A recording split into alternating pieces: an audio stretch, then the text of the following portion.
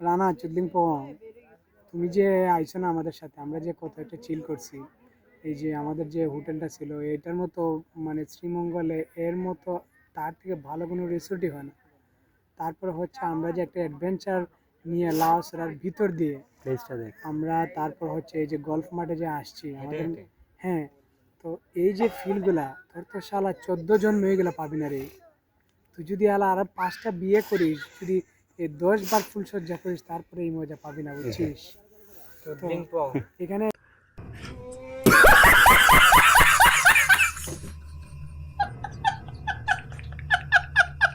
এসে আমরা একদম রেস্ট নিতেছি, বুঝছিস? চুদলিংপং রানা।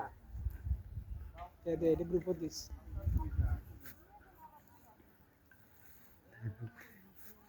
সেখান থেকে তবে এখন আর এমন হইতে Hello. ওটা ভালো লাগছে।